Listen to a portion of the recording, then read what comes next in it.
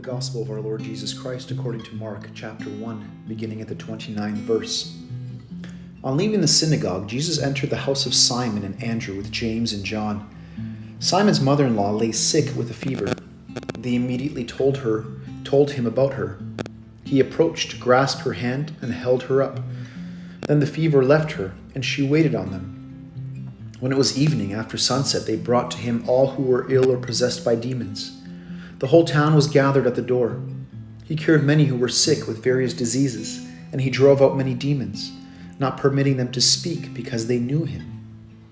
Rising very early before dawn, he left and went off to a deserted place where he prayed.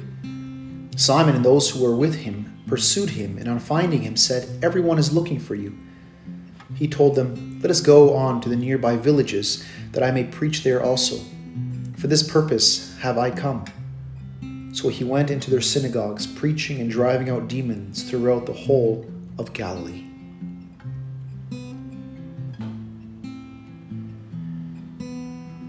In today's gospel reading, we have the first clash in Mark's gospel between Jesus and his disciples.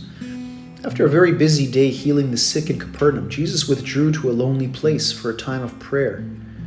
Whereas people greatly appreciated Jesus' healing ministry and wanted more of it, they didn't seem to appreciate his going off on his own to find time and space for prayer.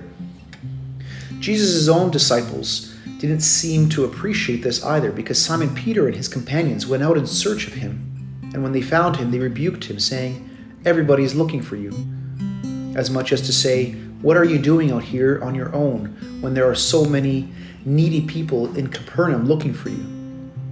Jesus, however, did not go back to Capernaum. In spite of the pressure put upon him, after his prayer, he went on to other villages and towns. Activity is often more appreciated than prayer. That is true of our own time as much as it was during Jesus' time. Yet Jesus shows us that the kind of activity which is an expression of God's work must always be rooted in prayer. In prayer, we open ourselves to God's activity, and that helps to ensure that our activity is in harmony with God's desire for ourselves and for others.